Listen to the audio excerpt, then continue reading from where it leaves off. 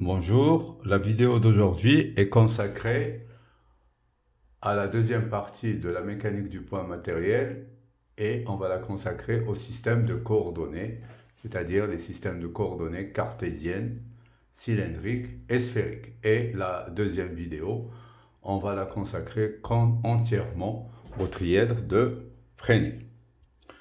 Donc, je vous propose le plan suivant. D'abord, on va voir les systèmes de coordonnées cartésiennes, puis les systèmes de coordonnées cylindriques et les systèmes de coordonnées sphériques. Il est très important de connaître ces trois systèmes de coordonnées pour pouvoir attaquer les exercices et les problèmes de la cinématique.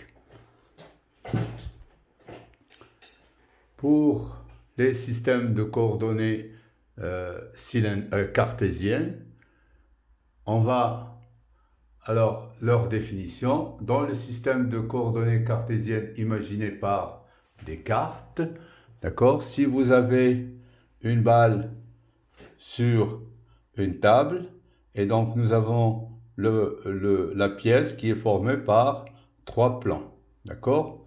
Donc vous avez les trois plans de la pièce, le sol et les deux autres plans verticaux.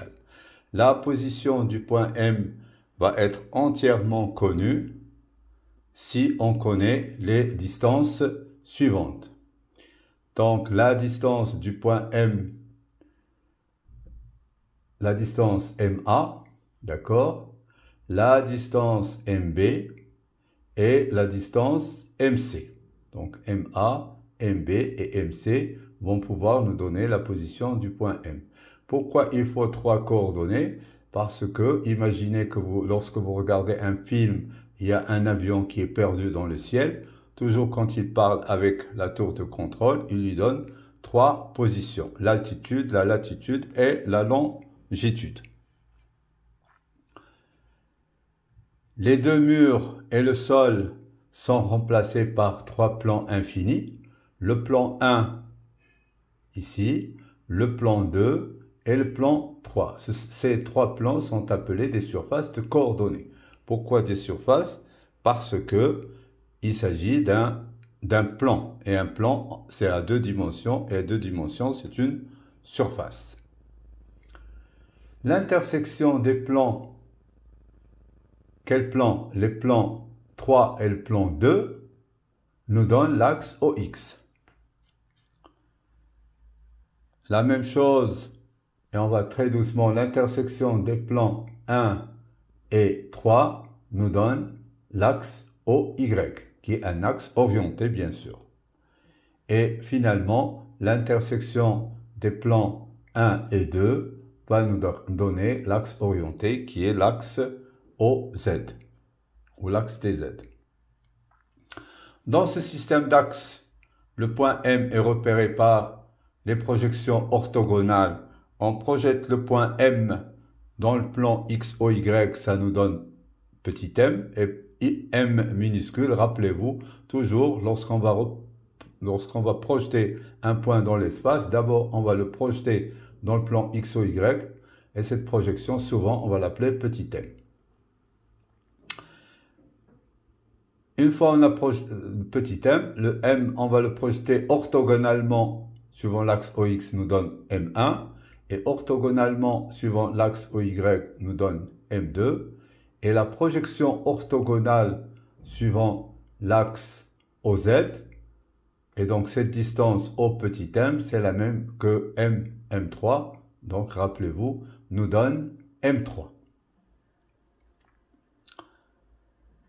Donc, OM1, sa mesure algébrique, c'est X, c'est la coordonnée X. OM2, sa mesure algébrique, c'est Y. Et OM3, sa mesure algébrique, c'est Z. Ainsi, un point M est repéré par X, Y, Z, entre parenthèses, séparées par des virgules. Les coordonnées X, Y, Z, ce sont des coordonnées qui varient en fonction du temps. Donc, faites attention. Ce sont des coordonnées X de t, Y de t et Z de t. Parce qu'en général, on étudie un point mobile dans l'espace et non pas un point qui est au repos.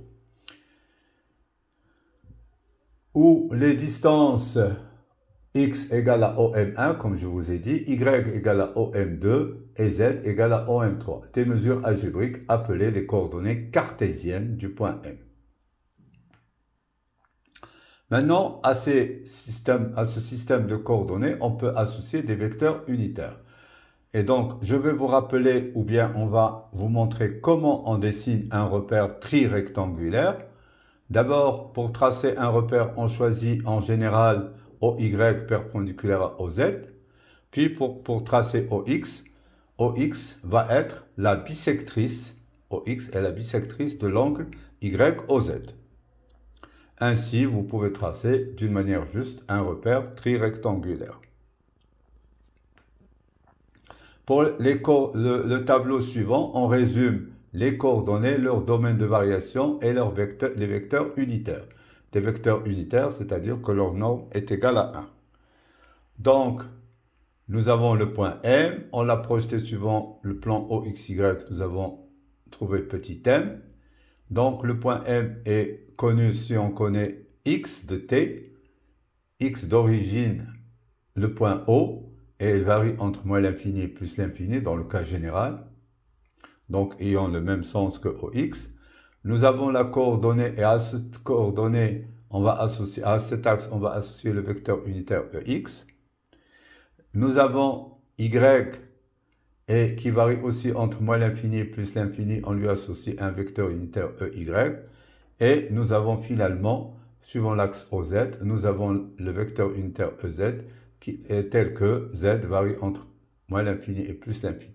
Les trois axes de coordonnées OX, OY et OZ sont des droites indéfinies orientées de vecteurs unitaires EX, EY, EZ. Avec norme de EX égale à 1, norme de EY égale à 1 et norme de EZ égale à 1. EZ, EY égale à 0, EY scalaire EZ égale à 0 et EZ scalaire EX égale à 0 car ce sont des vecteurs orthogonaux. Donc leur produit scalaire est nul. Pour les coordonnées cylindriques, on va se poser une question. Voici un point M dans l'espace. Comment peut-on le repérer? Donc jusqu'à présent, on peut le repérer par les coordonnées cartésiennes. Utilisons les coordonnées cartésiennes de tout à l'heure. OK. On trace les axes du repère et on projette le point grand M suivant dans le plan OXY, ce qui nous donne petit m. D'accord? Suivez très bien les coordonnées cylindriques sont très importants pour les exercices. Donc, sur le plan X, OY, nous avons fait une projection orthogonale sur l'axe OX, ce qui nous a donné X. Nous avons fait une projection orthogonale suivant l'axe OY et nous a donné Y. Et nous avons fait une projection orthogonale, donc vous voyez cette distance M grand M, c'est la même que OM3. Et donc, la projection suivant l'axe OZ nous a donné Z. Ainsi, le point grand M est repéré, comme on l'a vu tout à l'heure, par X, Y et Z. Question. Est-ce qu'il n'y a pas un moyen de repérer le point M par d'autres coordonnées?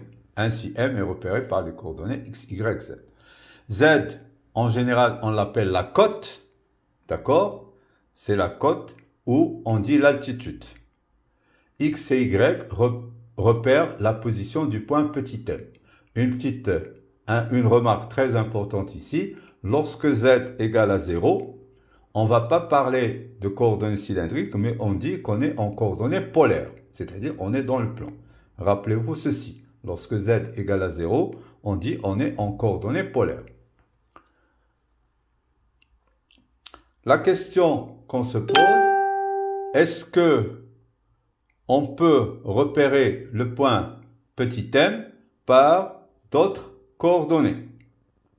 Donc, peut-on repérer le point petit m par d'autres coordonnées ou de nouvelles coordonnées? La réponse ne va pas tarder, c'est possible. Donc, réponse à cette question, on peut repérer le point m minus petit m si on connaît parfaitement la distance ρ ici, qui est O petit m. OK.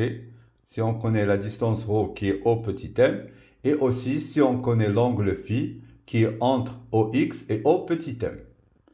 Donc, si on connaît la distance ρ et l'angle φ, on peut repérer le point petit m dans le plan XOY. Ainsi, notre point M, au lieu de le repérer par les coordonnées X, Y, Z, on va le repérer par les nouvelles coordonnées qui sont ρ, φ, Z.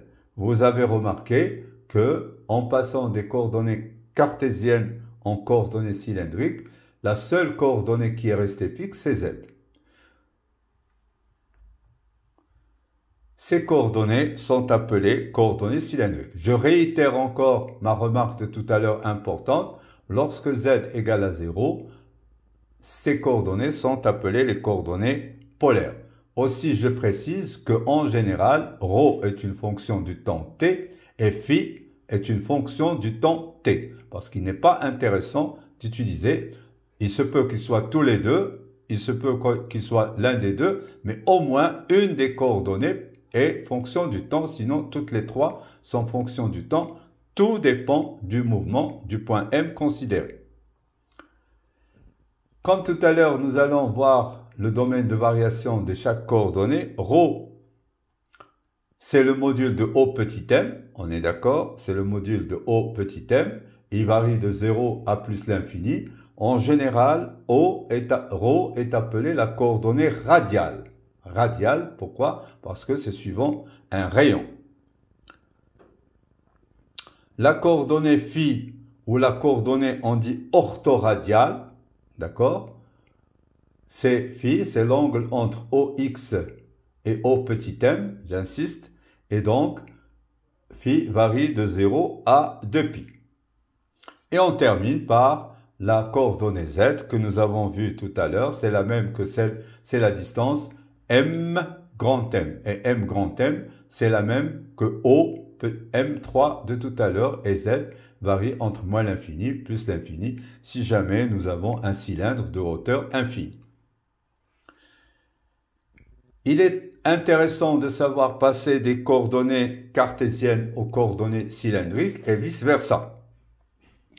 Pour cela, l'objectif est de chercher à exprimer X et Y en fonction de ρ et φ. Ici, d'accord? Donc, pour cela, on va essayer de voir comment exprimer X par une fonction f de ρ et φ, Y par une fonction g de ρ et φ, et Z, c'est la même, c'est Z qui est restée fixe, qui est celle des coordonnées cartésiennes. Pour cela, nous allons travailler dans le plan OXY, et donc on va essayer de travailler dans ce plan et d'isoler ce triangle rectangle qui est O, M', petit m, O, qui est un triangle rectangle. Donc si on considère le triangle O, M', petit m, que je vous trace ici en rouge, donc c'est un triangle rectangle et vous avez l'angle au sommet qui vaut φ. Si on isole ce triangle, et comme vous connaissez les relations dans un triangle rectangle, nous pouvons dire que dans ce triangle rectangle, cosinus φ, c'est le côté adjacent. Et le côté adjacent, c'est quoi? Ici, c'est x. Et sur l'hypoténuse, et l'hypoténuse, c'est ρ. D'accord? Ainsi, cosinus φ égale à x sur ρ. De la même façon, le sinus φ, c'est quoi? C'est le côté opposé. Et ici, le côté opposé, c'est quoi? Le côté opposé, c'est y. D'accord? Sur l'hypoténuse, sur ρ. Ainsi, cos φ égale à x sur ρ va nous permettre de déduire x égale à ρ cos φ. Sinus φ égale à y sur ρ va nous permettre de déduire que y égale à ρ sinus φ. Si vous élevez au carré x carré plus y carré, vous aurez ρ carré, facteur de cos carré π plus sinus carré π, qui est égal à 1. Donc, on aura x carré plus y carré qui est égal à ρ carré. Donc, ρ est égal à la racine carrée de x carré plus y carré. Et de la même façon, si on fait le rapport, on aura tangente phi qui est égale à y sur x. Ainsi, nous avons pu déterminer les fonctions f et g. Comment? Nous avons x qui est ρ cosinus phi, y qui est égal à ρ sinus phi, et z qui est égal à grand Z, puisqu'il est resté inchangé. Donc, je vous rappelle que lorsqu'on passera en coordonnées sphériques, on aura besoin de ces coordonnées cylindriques pour bien comprendre les coordonnées sphériques et pour que le travail soit plus facile que si on n'a pas appris les coordonnées cylindriques. À ces coordonnées cylindriques, on peut, comme tout à l'heure, associer des vecteurs unitaires.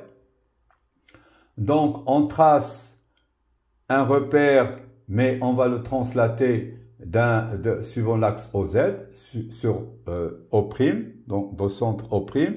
Et donc, nous allons tracer la direction O'Ρ, d'accord? À partir de M, on va tracer les vecteurs unitaires. Le vecteur unitaire de la direction O'Ρ va être Euro. Donc, les axes associés à ce repère, ou les vecteurs unitaires, donc Euro, associé à la direction O'Ρ. Directement perpendiculaire à ce vecteur unitaire, on va tracer le vecteur Eφ.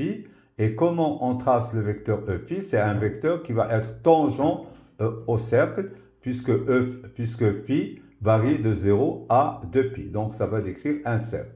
Et pour compléter la base, rappelez-vous que lorsqu'on a deux vecteurs dans un trièdre orthonormé, si j'ai deux vecteurs, je peux former un troisième vecteur qui est perpendiculaire aux deux autres.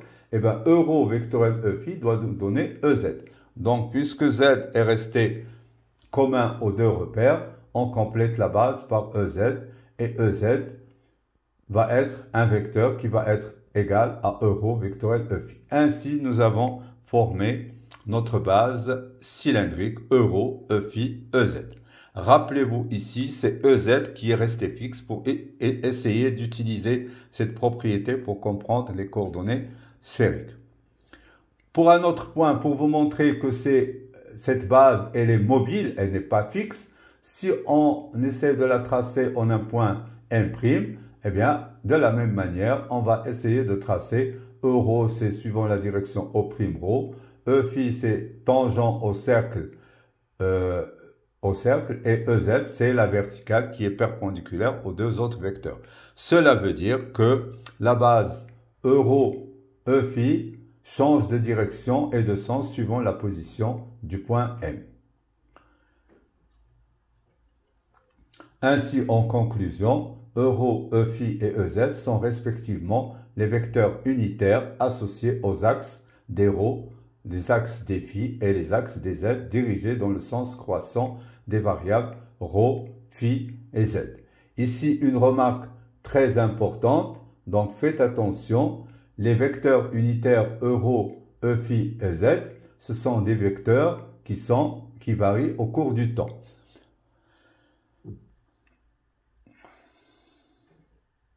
Expression maintenant des vecteurs de la base cylindrique Euro, Eφ, z dans le système cartésien. Objectif, c'est de chercher à exprimer Euro, Eφ et z dans le système cartésien, c'est-à-dire en fonction de Ex, Ey et Ez.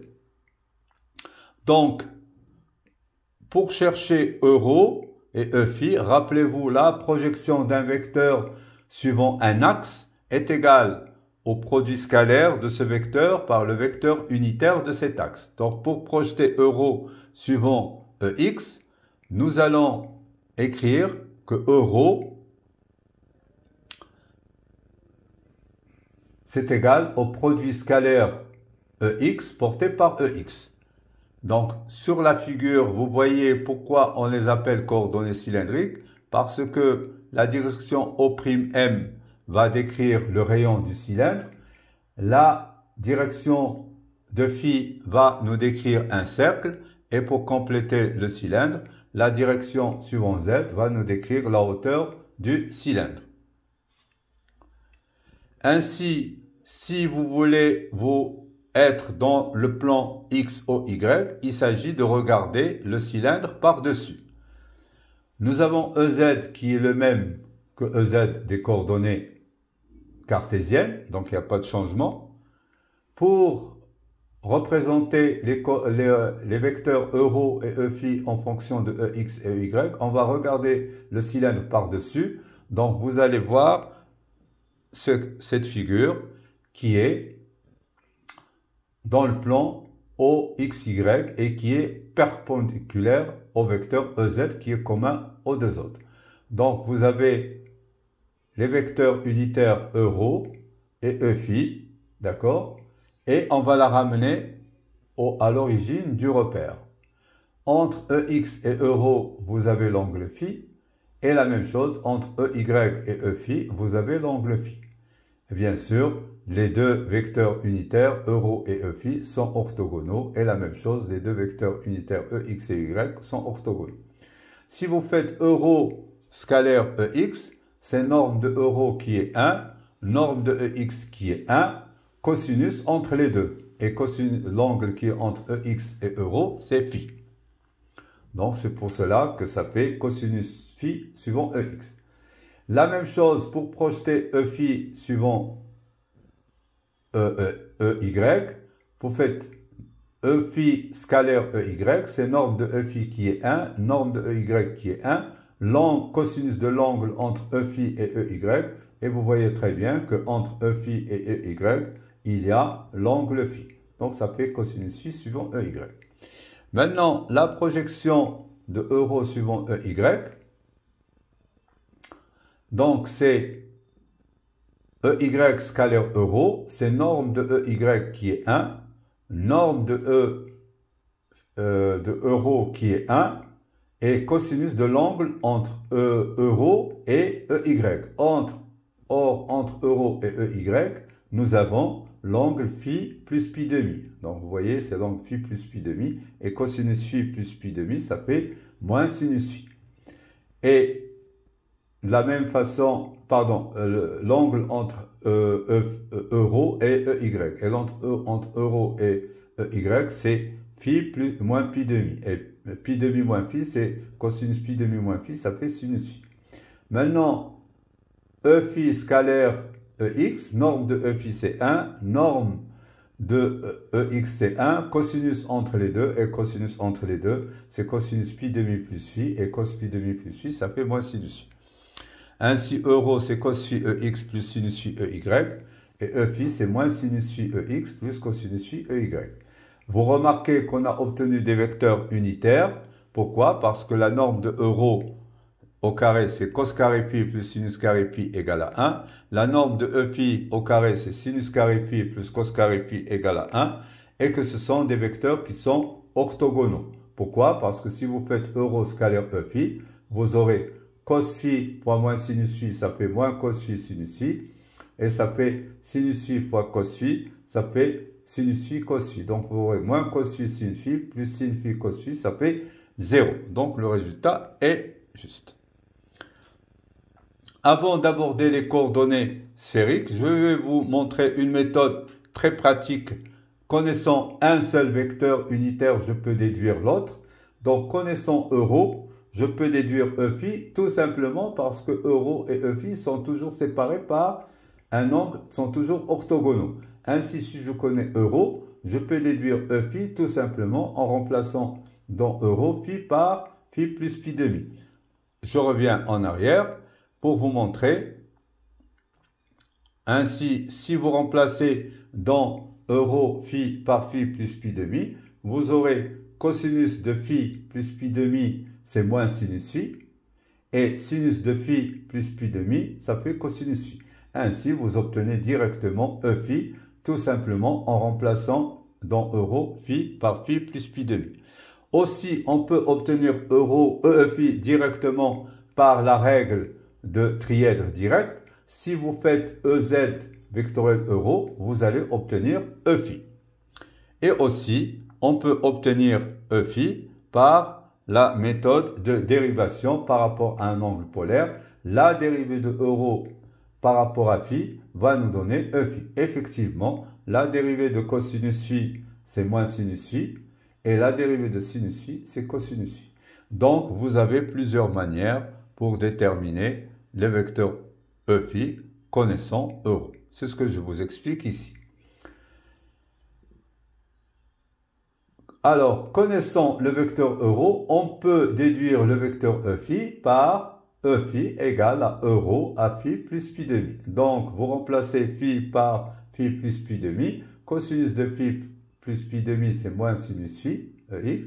Et sinus de phi plus pi demi ici, ça fait cosinus phi. Et voilà, on a directement déterminé la projection de E phi connaissant euro. On peut aussi l'obtenir, comme je l'ai dit tout à l'heure, par la règle de trièdre direct. E phi, c'est EZ vectoriel euro. EZ a pour composante 0, 0, 1, dont EX, EY, EZ. E phi euro a pour composante cosinus phi, sinus phi et 0. Et si vous faites le produit vectoriel comme on l'a vu en chapitre 1, vous aurez la première composante, c'est le moins sinus phi, puisque vous barrez la première ligne, et vous aurez 0 moins sinus phi fois 1, ça donne moins sinus phi.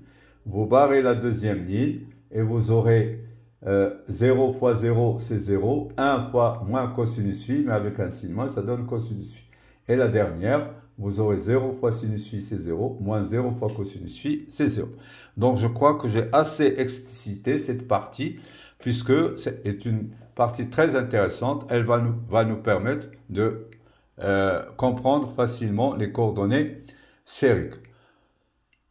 La dérivée, avant d'aborder les coordonnées sphériques, je dis encore la dérivée d'un vecteur unitaire, pas seulement un vecteur unitaire, mais un vecteur de module constant. Et le vecteur unitaire est un cas particulier d'un vecteur de module constant, puisque son module est égal à 1. Par rapport à son angle polaire, c'est angle que fait ce vecteur avec un axe fixe, est égal toujours au vecteur qui lui est directement perpendiculaire dans le sens de rotation. Ainsi, si vous dérivez euro par rapport à phi, vous allez trouver phi, d'accord, puisque qui est directement perpendiculaire à euro dans le sens de rotation, vous voyez, directement perpendiculaire. Et si vous dérivez E phi, par rapport à phi, vous n'allez pas trouver euro, mais vous allez trouver moins euro, puisque vous allez rester dans le sens positif. Et dans le sens positif, celui qui est directement perpendiculaire à E phi, c'est moins euro. Ou bien, toujours la notion de trièdre, O, euro, E phi est un trièdre direct. Nous allons maintenant faire la même chose pour les coordonnées sphériques, donner la définition des coordonnées sphériques, la définition de la base sphérique. Donc la même chose, les mêmes questions que tout à l'heure pour les deux précédents repères.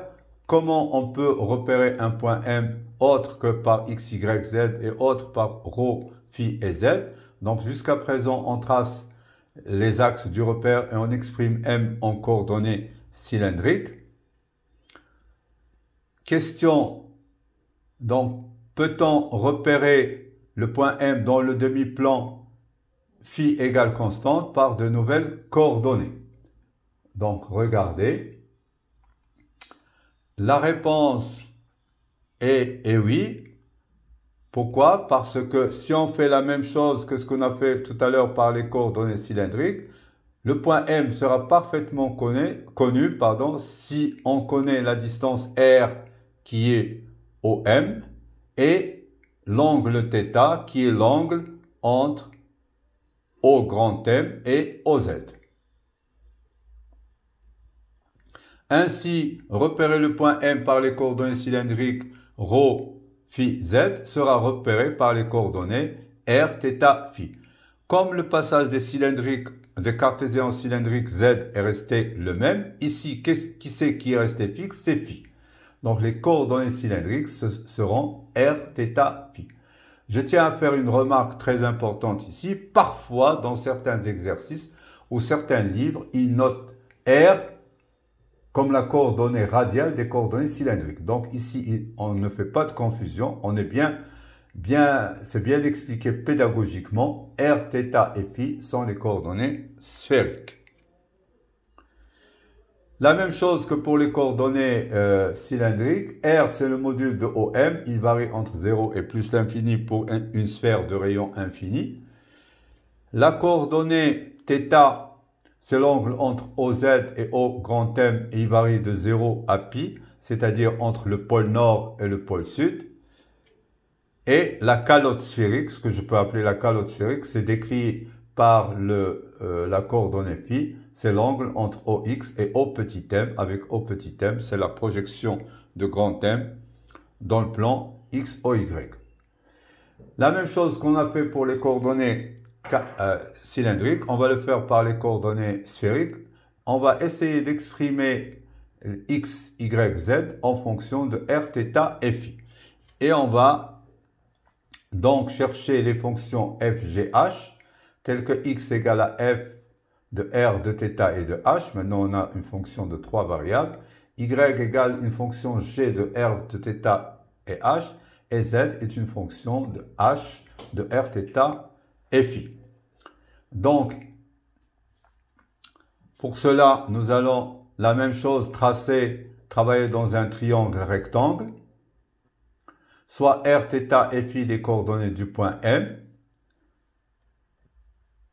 Dans le demi-plan P que vous voyez qu'on va tracer, est-ce que on va isoler le triangle rectangle qui est O, O', grand M, O.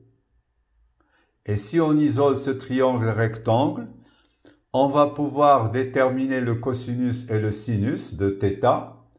Et donc, vous voyez très bien que cosinus de θ, c'est côté adjacent sur l'hypoténuse. Le côté adjacent, c'est Z. Et l'hypoténuse, c'est R. Et donc, vous aurez Z égale à R cosinus θ. Donc, nous avons pu exprimer Z est une fonction h de R et de θ. Elle ne dépend pas de Φ.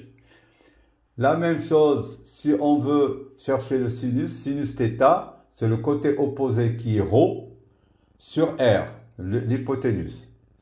Donc, on tire de là, le ρ est égal à R sinus θ. D'accord? Et donc, si on veut exprimer la même chose, excusez-moi, donc nous avons déjà vu en coordonnées cylindriques que cosinus phi égale à x sur ρ et que cosinus phi égale à x sur ρ, donc x égale à ρ cosinus phi, et sinus phi égale à y sur ρ, donc y égale à ρ sinus phi. Ainsi, on remplace ρ dans l'expression de x et de y, puisque ρ n'est pas une coordonnée sphérique, et cela va nous donner le x, y, z en fonction que des coordonnées sphériques, et nous aurons x qui est égal à r sin θ cos phi, y égale à r sin θ sinus phi, et z égale à r cosinus θ. Si vous faites x carré plus y carré plus z carré, vous allez trouver r carré, et donc petit r carré, c'est racine carrée de x carré plus y carré plus z carré.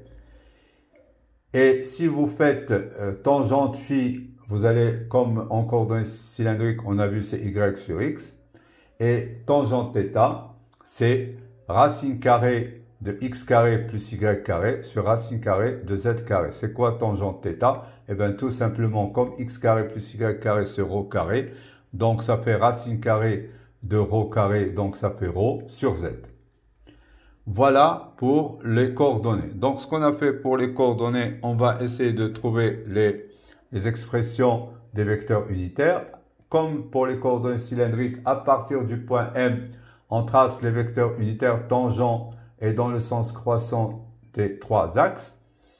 Donc, le vecteur, la direction OM va être représentée par un vecteur unitaire ER. D'accord? Et la direction suivant l'axe de la variation de θ va être, on va tracer un vecteur unitaire qui va être tangent au méridien là, donc ça veut donc qui décrit du pôle nord au pôle sud, d'accord? Et comme on l'a vu tout à l'heure, en coordonnées cylindriques, E phi est tangent au cercle de centre O'. Ainsi, nous avons les vecteurs de la base sphérique sont ER, Eθ et E phi. Et E phi, c'est celui qui est resté fixe entre les coordonnées cylindriques et les coordonnées sphériques. Étant donné, pour faire la même chose que nous avons fait que pour les coordonnées cylindriques, connaissons ER. Comme E phi, on le connaît en coordonnées cylindriques, pour trouver Eθ, il suffit de faire ER vectoriel Eθ, nous avons E phi. Ou bien de faire E phi Eθ, ça nous donne ER, ou bien Eθ, ainsi de suite. Donc, pour trouver Eθ, il suffit de faire ER vectoriel, E phi vectoriel ER va nous donner Eθ d'après le règle de trièdre direct. E phi est le même vecteur unitaire dans les deux systèmes cylindriques et sphériques, ça on le sait. Donc finalement, pour un autre point M' autre que M, on peut tracer les vecteurs unitaires mais qui n'auront pas toujours les mêmes directions. Cela veut dire que les vecteurs ER, Eθ et phi varient suivant la position du point M. Ainsi, ER, Eθ et Eφ changent de direction et de sens suivant la position du point M dans l'espace.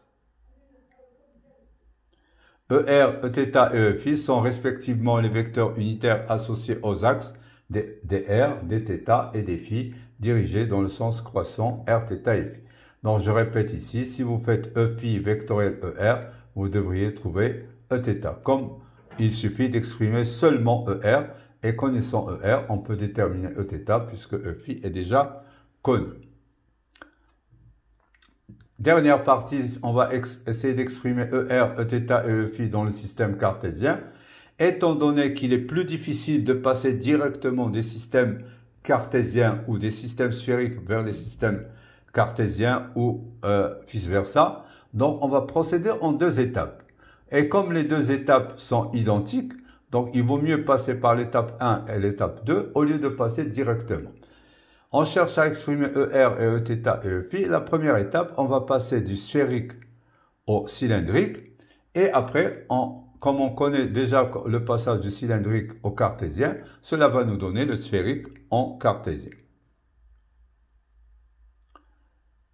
Étape numéro 1, donc du sphérique au cartésien, ER, Eθ, Eφ, on va les exprimer en fonction de Eρ, Eφ et Ez. Donc pour cela, on va faire comme on a fait tout à l'heure les projections planes. Donc vous avez le point M et vous avez la direction, le vecteur unitaire de OM qui est ER, le vecteur unitaire Eθ qui est de la direction θ et le vecteur Eφ qui est le vecteur unitaire de la direction φ. Eφ dans le système sphérique est le même que dans le système cylindrique. Ça, on l'a déjà vu, ils sont identiques. Donc, Eφ en rouge est égal à Eφ en violet. On va essayer maintenant de voir comment exprimer ER et Eθ. Et pour cela, dans le demi-plan que vous voyez P, d'accord, c'est le demi-plan qui est défini par les vecteurs unitaires EZ et Eρ. Regardez, donc la direction O'Ρ, direction Eρ, et la direction suivant Z. Et nous allons tracer dans ce plan les vecteurs unitaires ER et Eθ, que je reporte à droite. Donc vous avez Eρ perpendiculaire à EZ, et vous avez ER qui fait l'angle θ avec l'angle EZ, et qui fait l'angle θ, et Eθ fait le même angle θ avec Eρ. De cette figure, en réalisant de la même manière que tout à l'heure, en faisant le produit scalaire ER scalaire Eρ, ou bien d'après la figure, si vous arrivez à le faire. Donc c'est norme de Eρ qui est 1, norme de ER qui est 1, cosinus entre Eρ et ER. Et entre Eρ et ER, nous avons cosinus pi demi moins θ, et cos pi demi moins θ, c'est sinus θ. C'est la raison pour laquelle que suivant Eρ, la coordonnée de ER, c'est sinus θ. Maintenant, si vous faites euro scalaire EZ, c'est norme de euro qui est 1, norme de EZ qui est 1, cosinus de l'angle entre ER et EZ, et donc c'est θ, c'est cosinus θ. De la même manière, si vous voulez projeter Eθ suivant euro, c'est euro scalaire Eθ, norme de Eθ qui est 1, norme de euro qui est 1, cosinus de l'angle entre euro et Eθ, c'est θ, donc c'est cos θ euro. Et la projection de Eθ suivant EZ, c'est EZ scalaire Eθ, norme de Eθ c'est 1, norme de EZ c'est 1, cosinus de l'angle entre EZ et Eθ, et d'après la figure, entre EZ et Eθ, il y a l'angle pi demi plus θ, et cos pi demi plus θ, ça fait moins sinus θ. À ce stade-là, nous avons ER et Eθ, mais en exprimé suivant euro et EZ. Mais comme euro n'est pas un vecteur de la base cartésienne, et comme on cherche ER et Eθ suivant la base cartésienne, mais comme d'après les coordonnées cylindriques, on connaît l'expression de euro suivant la base cartésienne, on va remplacer euro par son expression, le passage de la base cylindrique à la base cartésienne. Regardez, donc euro et E phi, on les connaît, donc il suffit de remplacer euro par quoi?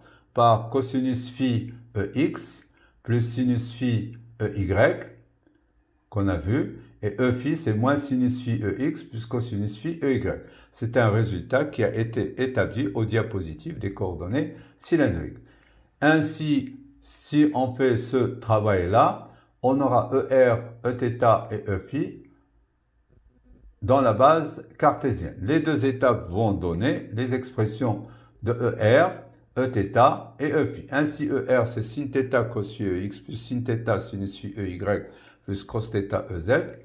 Eθ c'est cos θ cos phi EX plus cos θ sinus phi EY moins sin θ EZ.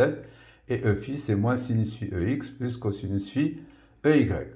Avant de terminer, faites attention, ou bien essayez de calculer le module de ER. Normalement, module ER au carré, vous allez trouver 1. Le module de Eθ au carré égale à 1. Le module de E phi au carré, c'est égal à 1. Pourquoi je dis calculer le module? Je vous ai bien dit auparavant, pour calculer un module, il est préférable de prendre le module au carré. Et une fois qu'on a calculé le module au carré, si on a besoin du module, on prend la racine carrée. Vérifiez aussi que ER scalaire Eθ c'est 0, que Eθ scalaire E phi c'est 0 et que E phi scalaire ER c'est 0.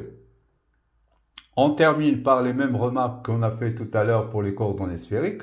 Connaissant ER tout seul, on peut déduire Eθ en remplaçant dans ER θ par θ plus pi demi, puisque d'après la figure que je vous ai repris ici, le ER, il est directement perpendiculaire à Eθ. Ou bien par la notion de trièdre direct, que c'est la notion du produit vectoriel. Si j'ai deux vecteurs, comme je connais déjà E phi et je connais ER, et bien tout simplement, E phi vectoriel ER, E phi, le voici, vectoriel ER, doit nous donner Eθ. Ou bien par la dérivée, puisque θ est un angle polaire, si vous dérivez ER par rapport à θ, vous allez trouver Eθ directement. Alors, je vous donne ces pour les trois systèmes de coordonnées qu'on va reprendre en cinématique. On va voir que la dérivée partielle de OM par rapport à X nous donne EX, la dérivée partielle par rapport à Y de OM nous donne EY, et la dérivée partielle de OM par rapport à Z nous donne EZ en cartésienne. Par contre, la dérivée de OM par rapport à ρ nous donne euro. La dérivée de OM par rapport à phi en coordonnées cylindriques ne va pas nous donner E phi, mais ρ fois ρ E phi. Ainsi, E phi, c'est 1 sur ρ dOm sur dφ. Et la dérivée de OM par rapport à Z nous donne EZ. Pour les coordonnées sphériques, d de OM du vecteur position OM par rapport à R va nous donner ER. 1 sur R dOm sur dθ, c'est Eθ. Et 1 sur R sinus θ, dOm sur dφ, va nous donner E phi. On va revoir tout ça dans la deuxième partie de ce cours. Merci de votre attention et à la prochaine fois.